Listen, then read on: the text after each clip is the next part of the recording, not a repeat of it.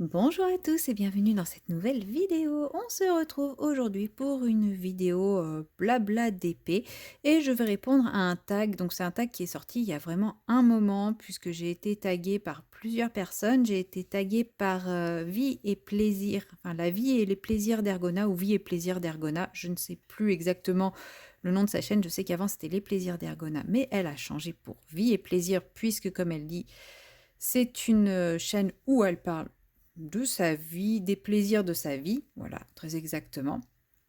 Et j'ai également été taguée par les loisirs de Sam. J'étais persuadée avoir été taguée par ma copine Clara, mais pas cette fois. Et ben c'est pas grave, je le fais quand même, voilà. Non, c'est vrai que j'ai beaucoup de retard dans les tags, j'avais plein d'autres vidéos en tête que je voulais absolument sortir, donc j'avais fait une petite pause tag. Mais voilà, là, bah, je me suis dit que c'était le moment d'avancer, bah, mon petit, porte-clés en broderie perlée parce que depuis le temps que je vous dis que je veux faire le montage avec vous, pour ça, il faudrait quand même que je l'avance. Et donc il s'agit du tag, qui s'appelle le tag multi loisirs créatifs, de, la chaîne Color Creatives and Book. Voilà. Alors attendez, j'ai l'ordinateur qui est sur ma droite, la, le pied du trépied, droit devant moi, entre moi et ma broderie pour que vous ayez quand même quelque chose d'assez proche et j'ai les perles par là. Donc autant dire, je ne suis pas dans la position la plus, pratique pour répondre à un tag, mais ça va se faire, hein. On a l'habitude. La première question, hop là. Attendez, ouais, broder et lire des questions, pas côte à côte, c'est quand même un peu galère. Alors, la première question, quel loisir créatif fais-tu? Eh bien, je fais, du coloriage, du diamond painting et de la broderie. Point de croix estampé, point de croix compté un petit peu et comme vous le voyez, occasionnellement, je me rappelle également que j'ai, bah, ma broderie perlée à avancer, sachant que j'en ai plein d'autres, hein, mais je pense que les kits qu'il me reste, il doit me rester 3 ou 4 autres kits, me suffiront pour le restant de ma vie en broderie perlée. J'aime bien ça, mais c'est très long et ça demande beaucoup de patience, donc je ne reprendrai pas d'autres. Ouais, il doit me rester, 3 autres kits, si ma mémoire est bonne. Ça, c'est pas forcément gagné. Alors, question numéro 2, comment as-tu découvert ce loisir? De quel loisir parle-t-on?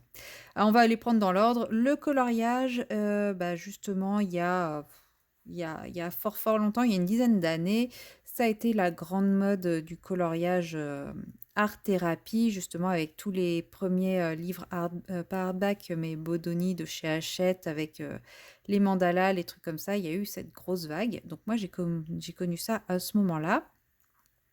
Et puis quand ça a commencé à s'estomper un peu, moi j'ai continué mais sans plus. Enfin voilà, de toute façon j'avais d'autres activités, d'autres projets qui faisaient que, bon, j'avais pas forcément le temps, mais j'avais pris une boîte de crayons de couleur écolés, une boîte de feutre écolier, voilà, j'allais pas plus loin à l'époque, hein. C'était vraiment, du mandala, c'était mettre de la couleur, permettre de la couleur. Et puis, dans une période, de stress où j'étais pas forcément très bien, je cherchais quelque chose pour me canaliser, pour m'aider à me concentrer et cetera et je me suis rappelé que je faisais ça à une époque et j'ai ressorti, bah, mon matériel de l'époque, hein, tout simplement et ça m'a fait beaucoup de bien sur cette période et puis un jour, je me suis dit: «Tiens, ça, je sais pas comment le colorier» et j'ai regardé, si je trouvais, bah, un exemple, un tuto, quelque chose comme ça et là, j'ai découvert un autre monde. Le monde du coloriage pour adultes, mais plus recherché que, l'art-thérapie mandala, quoi et j'ai commencé à m'y intéresser et puis, à essayer et petit à petit, bah, voilà, maintenant c'est devenu, un besoin. Il y a toujours le côté un peu thérapie, apaisement, ressourcement, être dans ma bulle et cetera, mais également un plaisir, la volonté de progresser, la volonté de trouver mon style, de m'affirmer et cetera. Voilà, donc je dirais que j'ai vraiment découvert, le coloriage En 2018, voilà, c'est en 2018 que j'ai commencé à m'intéresser au coloriage tel que je le pratique aujourd'hui. Pour ce qui est du diamond painting, bah, c'est, 2021, on a commencé à en entendre parler de plus en plus. Beaucoup de gens s'y étaient mis pendant le confinement et de plus en plus de chaînes de colo commençaient à parler de diamond painting et au départ, moi je voyais ça, ça m'intéressait pas. Heu, c'était pas créatif, hein, coller des perles sur une case, enfin voilà, c'était donné à tout le monde. Je vous parle de mes a priori, hein, je dis pas ce que j'en pense aujourd'hui. Vous vous doutez bien que j'ai changé d'avis. Comme de toute façon, il y a que les imbéciles qui changent pas d'avis. Et puis, bah, moment panne colo, nouveau moment, pas bien dans ma vie. J'ai commencé enfin, je me suis acheté le premier kit en me disant: «Bah, ouais, au moins ça sera à mon niveau». Voilà, quand je vous dis moment pas bien, c'est, quand je vous dis les a priori que j'avais et que j'achète ça en me disant que c'était à mon niveau, vous vous doutez que j'étais pas bien, quoi. Et c'est comme ça que j'ai acheté mon premier kit. C'était un kit sur Amazon, un chat multicolore, il est assez connu, hein, cette image de chat en acrylique et je le faisais en cachette de mon conjoint de l'époque puisqu'il, critiquait et méprisait chacune de mes activités, donc je n'avais pas envie qu'il détruise cette activité, qu'il la rabaisse et cetera. Donc je faisais ça en cachette de lui et je me suis rendu compte que ça m'apportait beaucoup de bien, que ça me détendait et je suis devenue un petit peu addict. Donc bah, je me suis dit que, bah, voilà, si je voulais en faire plus, il fallait que j'assume cette activité et bah, en gros, j'ai commencé à faire devant lui, donc forcément, hein, bien entendu, j'ai pris les réflexions qu'elle allaient avec, mais ça ne m'atteignait pas. Mon plaisir de faire du diamond painting était plus fort que ces réflexions et du coup, j'ai acheté, mon premier grand kit, donc c'était une toile, qui faisait, 90 par 70 centimètres, je crois, un truc comme ça. Un truc énorme et je l'ai faite en 3 mois, j'ai kiffé, j'ai adoré, ça a été un pur plaisir et puis, bah, voilà, c'est comme ça que je suis tombée dedans et que je n'ai aucun regret d'avoir découvert ça, si ce n'est qu'une bonne partie de mes finances est partie là-dedans, quoi, mais bon, c'est un réel plaisir et franchement, j'adore ça et aujourd'hui, j'aurais du mal à m'en passer. Voilà pour, le diamond painting. Ensuite, le point de croix. Bah, le point de croix, je connaissais depuis mon enfance puisque ma maman faisait beaucoup de broderies, mais broderies, multipoints. Elle aime pas du tout le point de croix, elle trouve ça trop, rébarbatif et ennuyeux. Mais, moi, je connaissais quand même. Ah, je crois que j'ai sauté un truc là, non? Non, ça va. Et voilà, je connaissais quand même et du coup, bah, c'est pareil, il y a eu la grosse tendance, point de croix où, bah, toutes les chaînes qui faisaient du colo et du DP, parce que là, j'ai commencé à m'intéresser aux chaînes de DP, bien entendu, quand j'ai commencé à me lancer dans le DP et les chaînes, se mettaient à faire du point de croix. Voilà. Mais moi, je m'étais dit au début, en fait, c'est pas que ça m'intéressait pas, c'est que les kits que je voyais ne me plaisaient pas. J'avais pas de coup de cœur absolu et une entreprise a commercialisé des toiles de point de croix avec des designs coup de cœur qui m'ont vraiment beaucoup plu. Et là, je me suis dit, ah, bah pourquoi pas essayer? J'ai pris une toile facile et là, j'ai adoré. D'autant plus que c'est tombé sur un moment où je me suis blessée. Je me suis blessée au dos au travail et je ne pouvais pas rester en position assise. Je ne pouvais être qu'en position allongée ou demi-assise et encore même demi-assise, c'était limite. Donc faire du colo ou du diamond painting en position allongée, c'est quand même pas ce qui est le plus pratique. Alors que le point de croix, si. Donc en fait, cette toile coup de cœur est sortie au moment où, bah, je ne pouvais pas faire grand-chose d'autre comme activité manuelle. Donc c'est très bien tombé et franchement, j'ai adoré, j'en ai fait énormément et je me suis dit: «Bah, j'adore ça, allez, vas-y, comme à chaque fois que j'adore quelque chose, ne réfléchis pas, achète tout ce que tu trouves». Surtout qu'en plus, à ce moment-là, donc je ne pouvais plus faire de diamond painting parce que c'était devenu trop compliqué pour moi, par rapport à la position. Et mes ciseaux ne coupent vraiment plus rien. Et donc je me suis dit: «Bah, en même temps, pourquoi continuer le diamond painting quand, on a le point de croix?» sachant que, le point de croix d'un point de vue, rapport temps-prix, c'était quand même beaucoup plus intéressant, hein, parce que le kit de point de croix pour lequel, j'avais eu un coup de foudre coûtait à peu près 25 € et clairement, il va me falloir, 2 ou 3 ans pour le faire, vu la nappe que c'est. Même si c'est un kit ultra facile, voilà, j'avais calculé, je faisais, 32 croix à l'heure et je sais plus combien de dizaines de milliers de croix il fallait, mais bref, j'en avais pour, j'avais de quoi faire, quoi. Et en gros, j'avais fait le calcul que le ratio, temps-prix, était plus intéressant pour le point de croix, donc je m'étais dit: «Bah, achète plein de points de croix et ça remplacera le diamond painting». Que nenni. Le diamond painting n'a pas été remplacé, ne peut être remplacé, ni le coloriage d'ailleurs. Il me faut les 3. Donc aujourd'hui, j'ai plein de stocks de points de croix. Ensuite, j'ai créé ma chaîne. Donc j'ai commencé, peu de temps après avoir créé ma chaîne, j'avais encore, 200-300 abonnés à peine seulement. J'ai les petites boutiques chinoises qui ont commencé à me contacter pour, des partenariats et clairement, quand on est une bébé chaîne de 200-300 abonnés et qu'on a des boutiques, qui viennent nous voir en mode, «Est-ce que vous accepteriez un partenariat?» Franchement, on est en mode tout fou, voilà, on trouve ça hyper valorisant et forcément on accepte et on prend plein d'objets, plein de kits, machin, sans trop réfléchir à est-ce qu'on va avoir le temps de tout faire? Est-ce qu'on va avoir le temps, de mettre en valeur les produits et cetera? Non, on réfléchit pas comme ça quand on est une bébé chaîne. On se rend pas compte de ce que c'est qu'un partenariat et de ce que ça représente.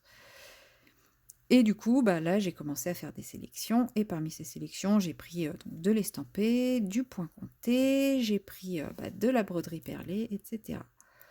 C'est comme ça que j'ai découvert la majorité, des différentes variations, du point de croix. Parce que ça, je le considère quand même comme le point de croix parce qu'on fait quand même des demi-croix, donc c'est un peu proche, quoi. Voilà, et au niveau, du diamond painting, c'est comme ça que j'ai découvert la différence entre, les petites boutiques chinoises et les compagnies licenciées et la différence de qualité et cetera. Donc ça m'a permis aussi de me d'a d'asseoir un peu plus, mes goûts et mes envies et mes valeurs par rapport à tout ça, on va dire. Voilà. Je me suis un petit peu, emballée, hein. Question numéro 3. As-tu un loisir favori? Je vais répondre oui et non. Oui, dans le sens où, je pense que, s'il n'en resterait qu'un, ça serait le colo parce que ça a été le premier et que le colo, c'est vraiment quelque chose de très important. Mais je vais répondre non également parce qu'aujourd'hui, je ne me vois pas me passer des autres. Donc c'est un peu délicat de répondre à cette question, voilà. Donc je pense que si vraiment il n'en restait qu'un, ça serait le colo, mais je ne pense pas qu'il en restera qu'un. Même, j'ai eu un moment où je ne faisais plus de point de croix et ça m'a pas empêché de revenir vers le point de croix.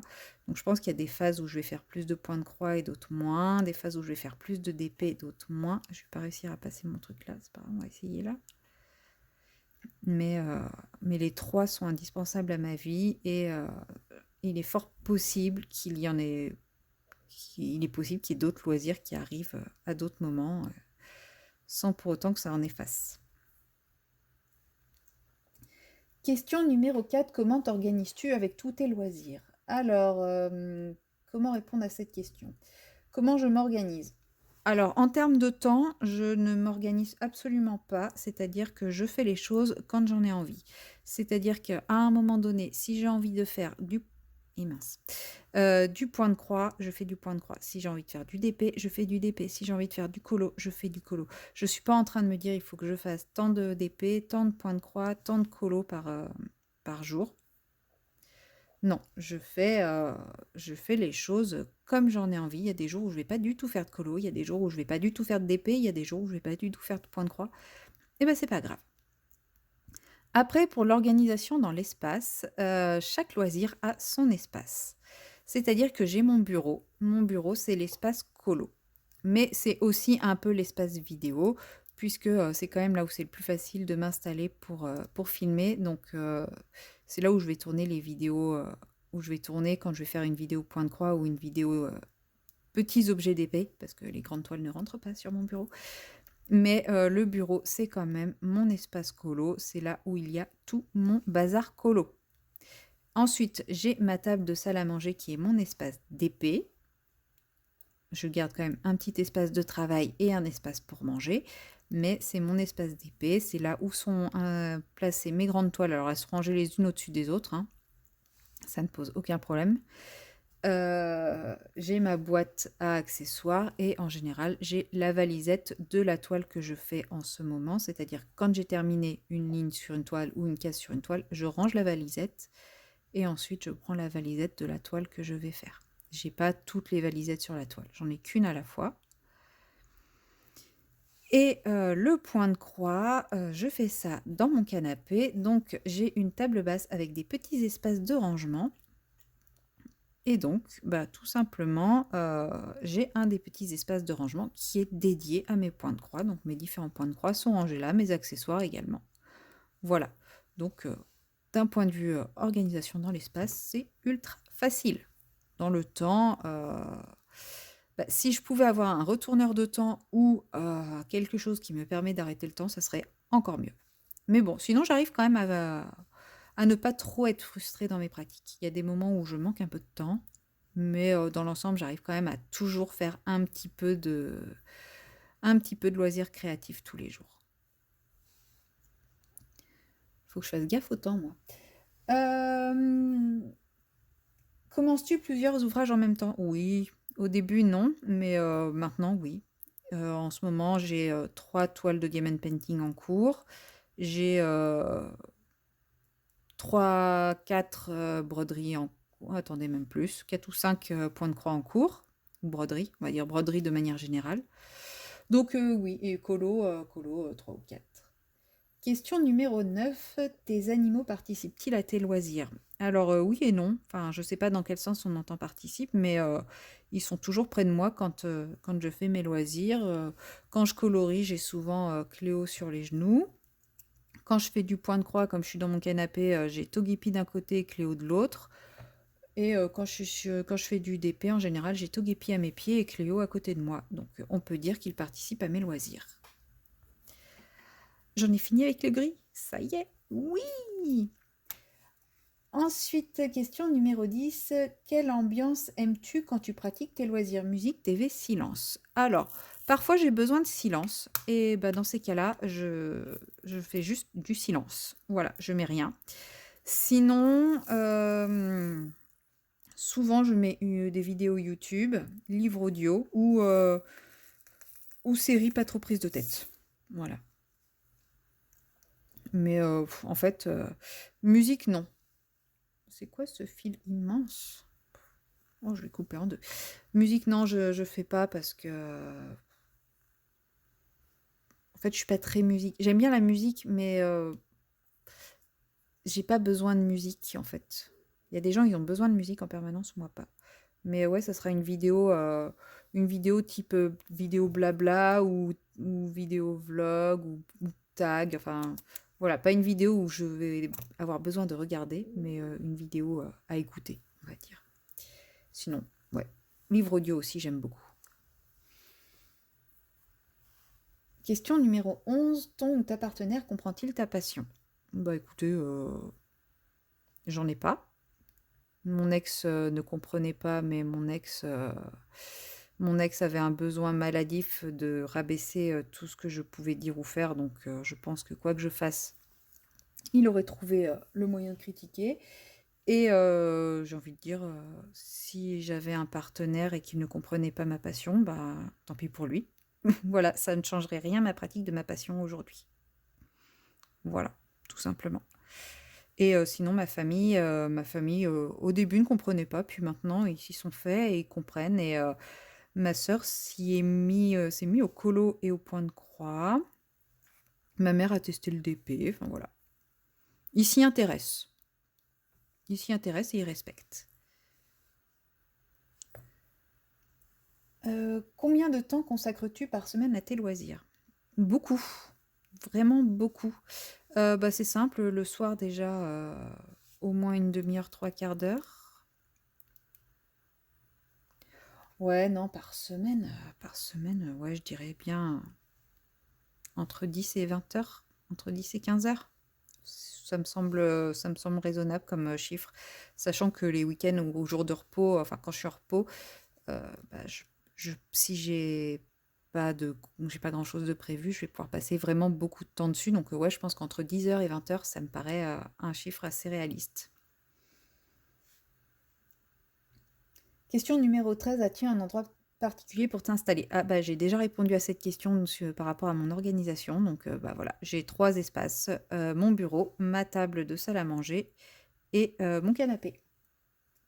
Question numéro 14. Est-ce qu'il y a un loisir que tu as essayé mais avec lequel tu n'as pas accroché? Le tricot, je me suis ennuyée. J'ai essayé le crochet, mais c'est pas que j'ai pas accroché, c'est que j'ai pas eu le temps d'approfondir plus. Parce qu'en fait, moi, j'ai voulu commencer pas par la base. Moi, directement, j'ai voulu faire un amigurumi. Alors, il était certes pas hyper compliqué, parce que depuis, j'ai failli en acheter d'autres, des beaucoup plus compliqués. Et au dernier moment, je me suis ravisée en disant non, mais arrête tes conneries. Hein, oui, le patron est vraiment super mignon. Maintenant, tu le feras jamais. Donc à moins de me retrouver à nouveau arrêtée sur une longue période, je ne pense pas prendre le temps de m'y remettre, parce que j'ai déjà plein d'autres loisirs créatifs et que j'ai pas envie de sacrifier plus de temps pour eux. Mais voilà. Sinon, c'est tout. Ouais, je dirais le tricot. Ensuite, un loisir que tu veux découvrir. Eh ben, on va reprendre la question précédente, les amigurumi. J'aimerais trop savoir en faire, mais j'ai pas le temps de m'y mettre, j'ai pas le temps d'apprendre en fait. Voilà. Sinon, j'aimerais bien essayer le pixel hobby. Je sais pas si je tomberai vraiment dedans, parce que c'est quand même vachement cher. Mais la curiosité fait que j'aimerais quand même découvrir. Parce que ouais, j'entends tout le monde en parler et je me dis, j'aimerais découvrir. Mais c'est vrai que vu le prix que c'est, je me vois pas acheter un kit juste pour tester. Question numéro 16, si tu ne devais garder qu'un seul loisir, lequel ce serait? Eh ben, on revient sur la question du loisir préféré. Je pense que ce serait le colo, mais comment dire? Ça serait vraiment très très difficile. Très très très difficile pour moi. Les autres me manqueraient quand même très fortement, donc j'espère que jamais on me demandera de ne choisir qu'un seul loisir. Non, je pourrais pas, ça sera trop compliqué. Mais bon, je vais quand même répondre à la question pour jouer le jeu et je vais dire le colo. Voilà. Et ensuite, il faut taguer des gens et comme j'ai énormément de retard dans mes tags, je ne sais pas qui l'a fait ou ne l'a pas fait. J'ai sûrement vu les vidéos en plus, c'est ça le pire, mais comme j'ai une mémoire de poisson rouge, eh ben, je ne saurais pas. Donc, je ne vais pas taguer des personnes qui m'ont tagué, comme ça au moins je suis celle-là, je sais qu'elles l'ont faite, hein, si elles m'ont tagué. Dans le doute, je vais taguer les loisirs de Chacha, je crois que c'est ça, sa chaîne. Je vais taguer Stizaz, même si je suis à peu près sûre qu'elle doit l'avoir fait à tous les coups. Je vais taguer d'étoiles qui brillent qui doit l'avoir fait également. Parce que je sais que je l'ai vu sur plein de chaînes, mais j'ai pas noté quelle chaîne l'avait fait. Mais je l'ai vu sur plein de chaînes. Donc voilà, bon, ça fait déjà 3, même si je pense qu'au moins 2 l'ont déjà fait, voire très probablement 3. Mais c'est pas grave, au moins ça vous donne des noms de chaînes complémentaires, même si je pense que vous les connaissez. Voilà.